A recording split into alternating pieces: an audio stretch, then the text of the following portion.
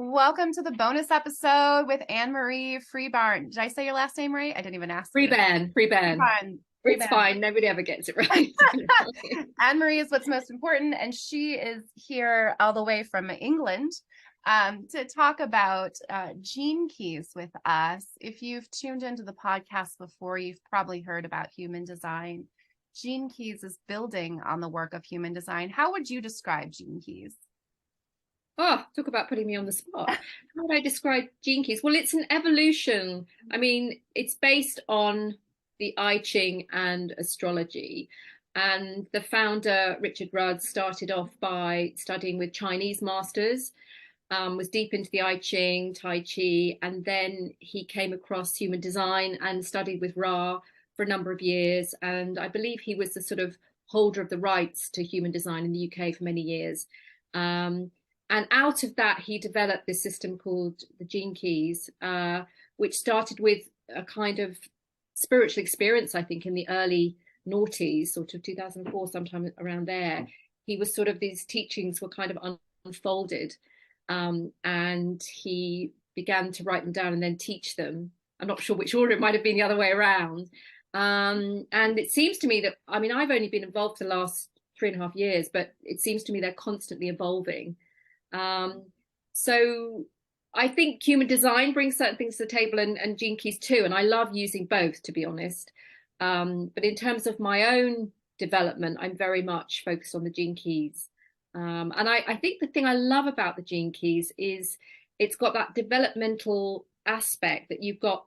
I don't know how familiar your listeners are, but obviously in human design, you have all the different gates which correspond to the different gene keys in the gene key system, and how for every gene key, there's a shadow, a gift, and what Richard Rudd calls a siddhi. So, and that the way to the gift is through the shadow. And as we start to manifest the shadow, manifest the gift, the siddhi is released, if you like. It emanates from us. And I just find it a really powerful developmental path. And I love the teaching that the gift, we find the gift through the shadow, rather than demonizing the shadow, that the gift is within the shadow. And I love that aspect of. So we find the gift through the shadow is so profound. I love that you phrased it that way. And that's why I really found gene keys to be so illuminating for me. So those listening, gene keys, because Ann-Mari and I are both 5/1s, we're going to have our genius unlocked in the same flavor of the lines, the same color, right. Although our gene key itself will be different. And for me, the most illuminating part of that was, Shirzad and his positive intelligence. In my life's work and evolution, I have the shadow of opinion and judgment. I need to. So that's what the 17 and the 18. Yeah. So I need to actually kind of be with my judgments and opinions. My favorite was learning that the opinions is like you need to go into the mind and mine for gold. Often with opinions, that's actually not one that I will just leave behind ever. Right. At understanding that my opinions are leading me to my farsightedness, that my judgment is leading me to my integrity and my perfection. Right. With Beautiful. a very different lens than trying to not have judgment and to not have opinions. Exactly. Which is, it's interesting you bring up Shazad, because I did that at the PQ training a couple of years ago, I think 2 or 3 years ago.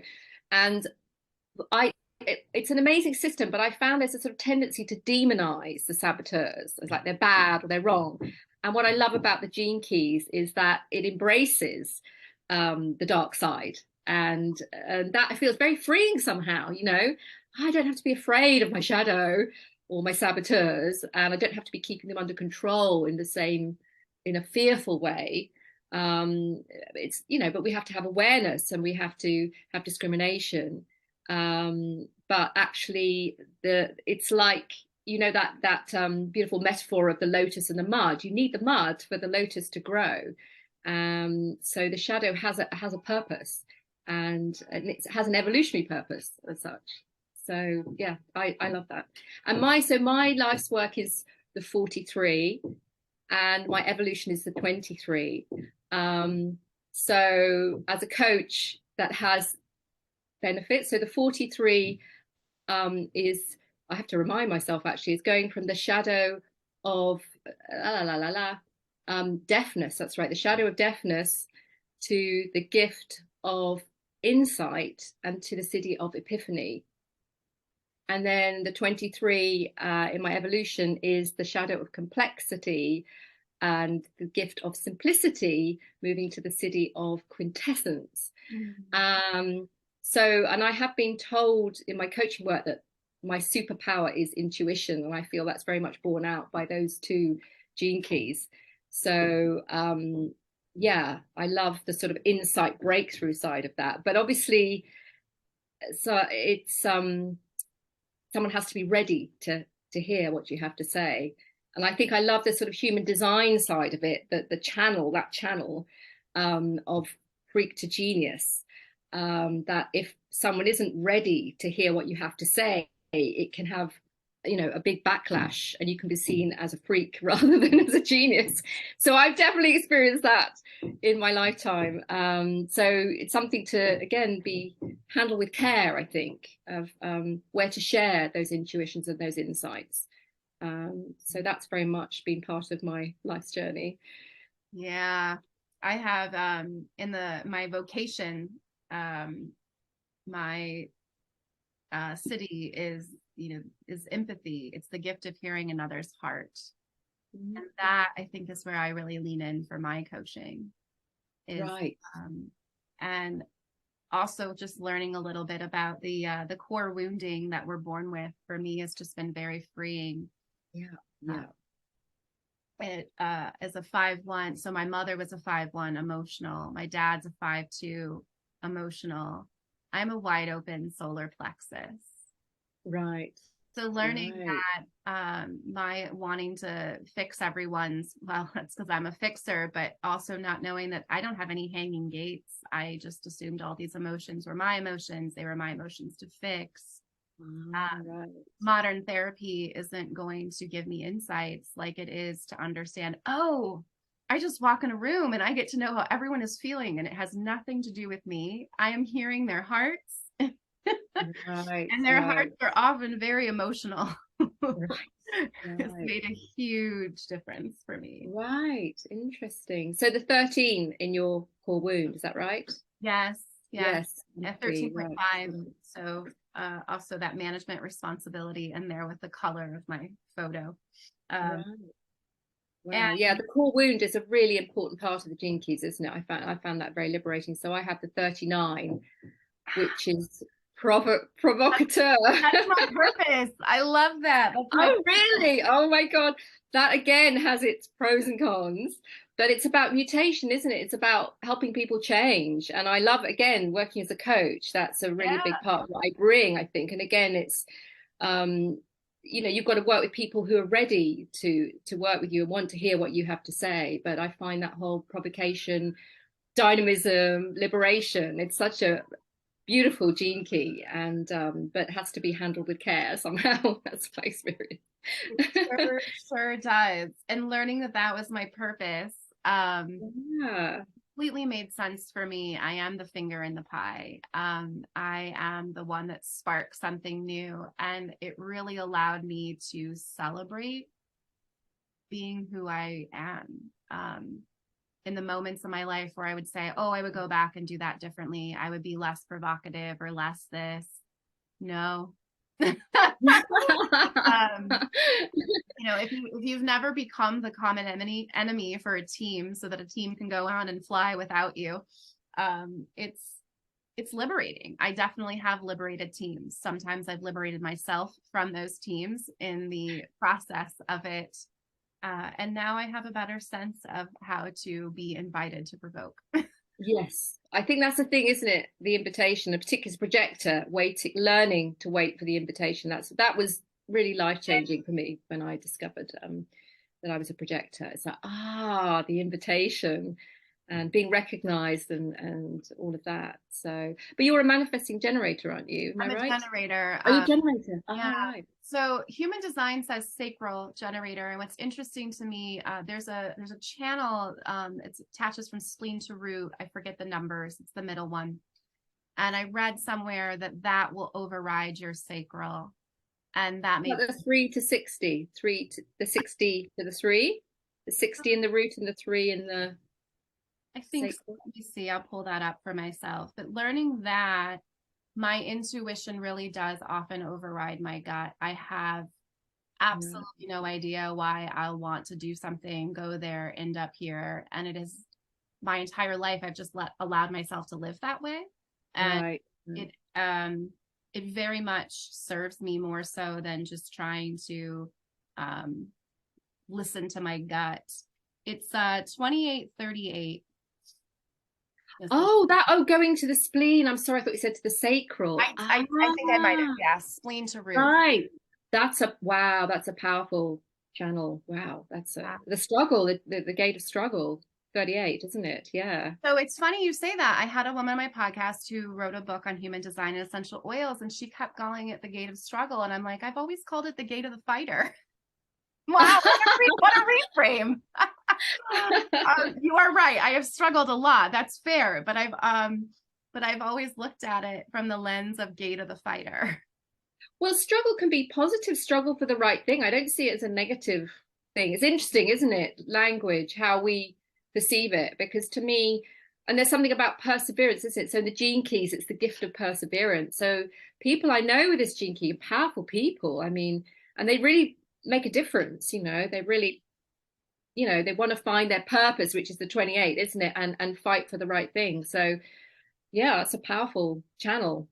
Yeah. And that channel for me definitely overrides the sacral in a really good way. I guess I had the guest I had on, she talked about, well, I still struggled. I was like, oh, did you this open up your mind? And she's like, well, I still struggled. And I would say finding this work, I don't find myself struggling in the way that I have struggled in the past. I'm very aware that I have simple solutions and I can solve everybody's problem, but they're not always ready. And so I really just tuned into that gift of hearing someone's heart. I do a Right. lot of breathing through my belly so that I can have that coherence and really hear what they're having to say. And then whatever intuitive, and it's pretty strong. I do music, so all my clients get a theme song. And I Oh, can't wow. tell you how many times I will just, for whatever reason, this song just comes to mind, and a client has a story about that song and what it means for them. So Amazing. I've really tried to tune into that intuition, and it never makes sense, but it's always right. I love that. Yeah, it's so important, isn't it, to honor your intuition? And I think that's, as a coach, you learn to do that. I think for so many years I overrode my intuition, and I've learned in later life to really tune into that more and more. So much wisdom there. But the challenge is, I think, in the workplace, you've always got to have the evidence, haven't you? That's what I always found. You'd have an intuition, or I'm sometimes I really sort of, I see systems. I think that's, again, that's a projector thing. I sort of see systems and I'd come with these intuitions. I'd be sensing the field and people look at you and then of course they want the evidence. And I think when you're trusting intuition alone, it could be quite a lonely place sometimes. Even Yeah, though perhaps later on it's like things happen, you're like, in fact, it's proven to be true. Sometimes it's hard to have that kind of foresight without having the evidence to back it up. But when you're working in coaching, it's, you know, you can give free rein to it. yeah. I feel. Yeah, or you can be the CEO. Every CEO will tell you leadership, intuition is a leadership competency. Yeah, it's a Jeff great point. Bezos will tell you intuition is what led him to continue down this path where everyone was laughing at his little bookstore online. Um, the higher up you are, the more people really understand intuition, and yet you still end up with higher ups that also want the data. I've Yeah, actually coached a projector around, well, every time your intuition is right, mark down your data point.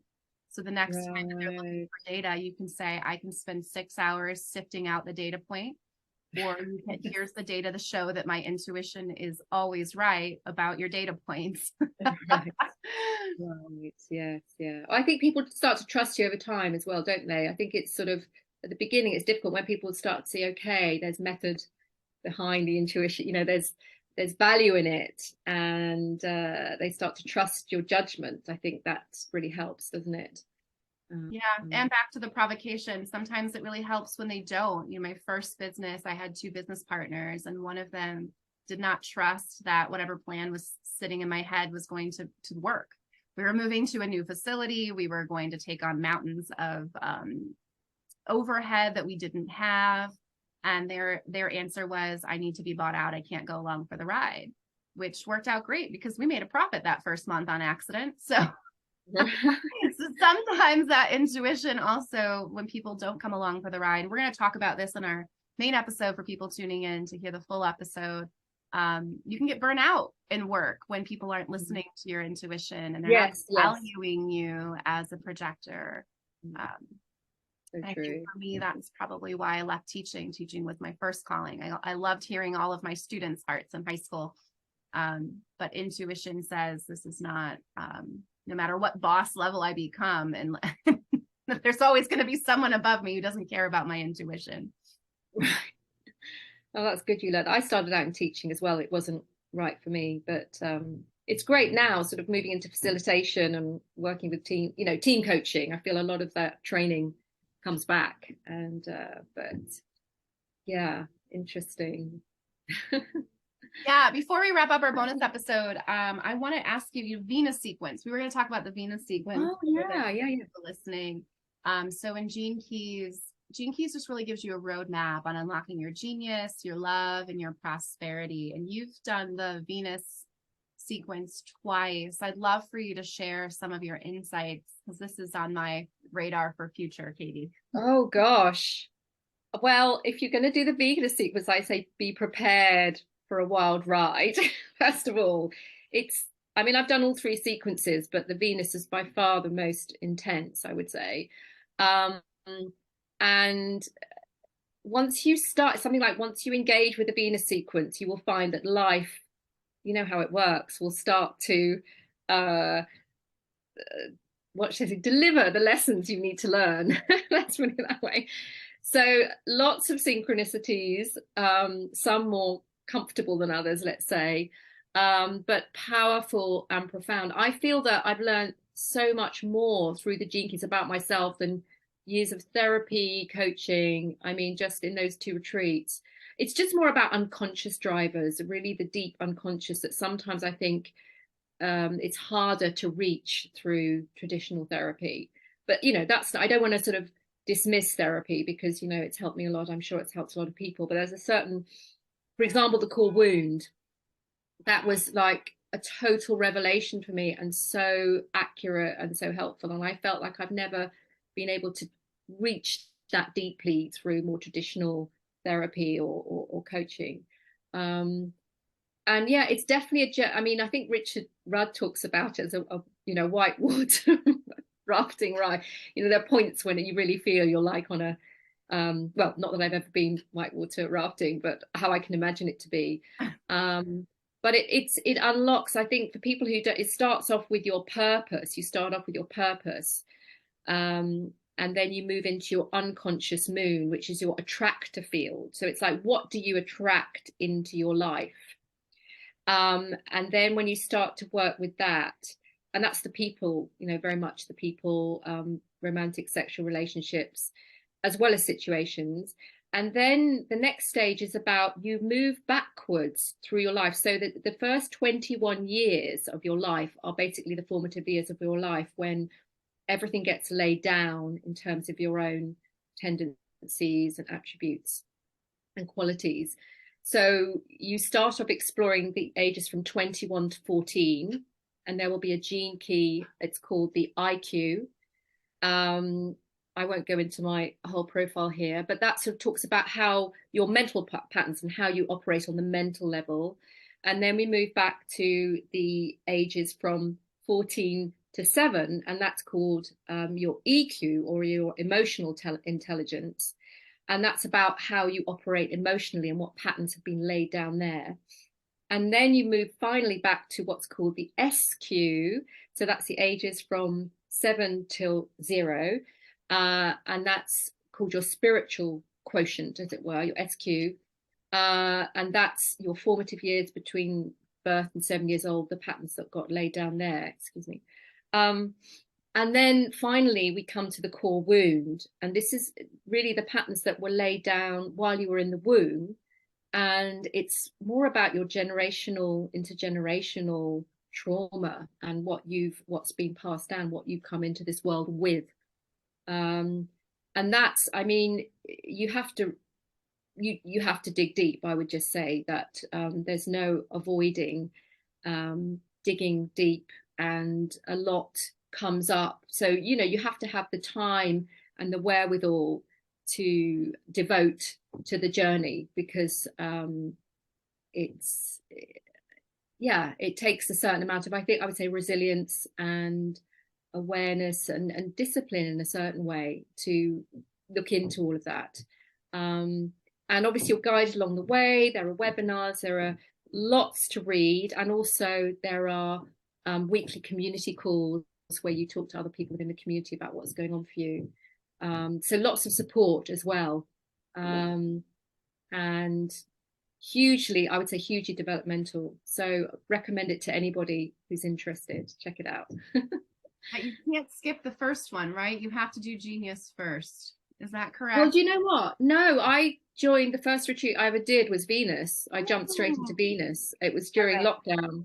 And and I think Richard now says, you can, because it's a holographic teaching, you can come in anywhere. So that's totally possible. It wasn't too much, let's say, to start with the Venus. So yeah, jump in wherever you are, wherever you can, just wherever you feel drawn, I would say.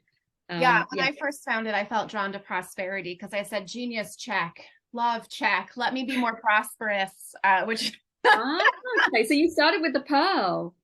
I sure did. Oh, wow, interesting. Well, my shadow of my pearl is inertia, so I guess that made sense. I'm ready to get out of inertia and start determined to step in. Right. Yeah, I think my biggest illuminator there was actually outside the pearl, was spiritual quotient. I have the shadow of psychosis. Oh, right. And that when I found this material, I also had what medically they would diagnose as a psychosis. A PTSD trigger, like loop, is what I was really experiencing from a prior event that happened in my life. Shadow struggle. I had those. Don't walk out of them unscathed. But that really, I think, just allowed myself to just step out of the shadow and be like, this is why the world is in a psychosis. My goodness, lockdown and all of the things happening in America. I have a degree in history, so I'm like, we're repeating history and this is not the way to go, right? This like judgment and opinion. So like really understanding, you're just sitting in the shadows, Katie, because you were literally sitting in the shadows. The world had locked us down. I need to be out and about. I'm designed to interact with strangers. It's really hard to do so. I'm lucky I found CTI during the pandemic. So, right before the pandemic, I had my first session in person and signed up for leadership. Didn't make it because they canceled it because of the pandemic. Okay. As we wrap up, if you were to pick one gene key as like your biggest unlocker for you, what would you pick? I think the 39, which is, as we talked about, the provocation to dynamism to liberation, because I have that in my SQ and my core wound. And as you know, the core wound, what I love about the core wound is your biggest wound is the source of your vocation. And I really feel that provocateur in me is also what's led me into coaching, and what I've always loved change and developing and helping others to change and develop.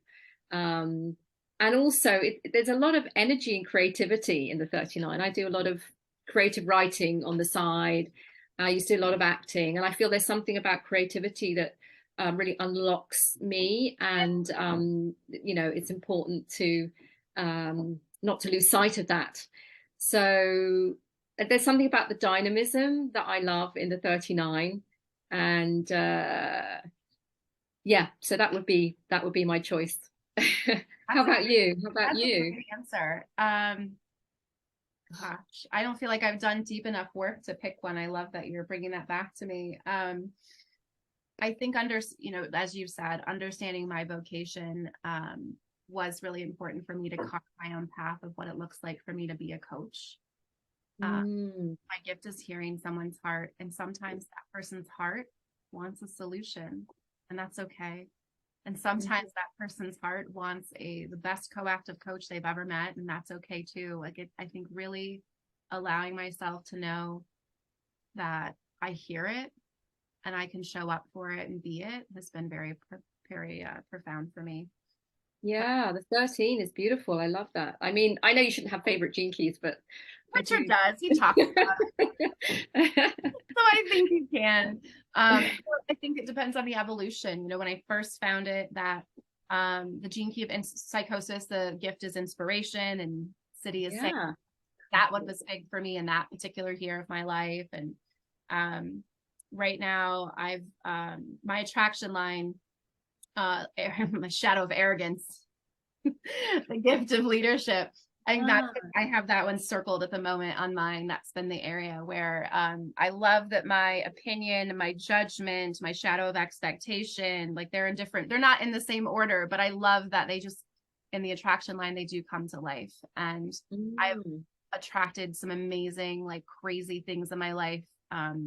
Completely makes sense why, because that line of, it's 39 to 31. So I think that's probably the area right now that's kind of shining the biggest light. mm. That's powerful. That 31 Yeah. combined with your 5-1, that's a powerful, yeah. And then the line 3 of the promiscuity and playfulness, I think maybe just becoming conscious to that was really important for me too. I could talk a lot about the line 3, but let's not get into that now. Fair enough. I could talk to you on a bonus episode forever, but for those still listening, please head over and let's hear our full story. We've got bringing this work to corporate in a very unique way and bringing all the coaching that you do into corporate we'll be talking about in our main episode. So head on over and tune in.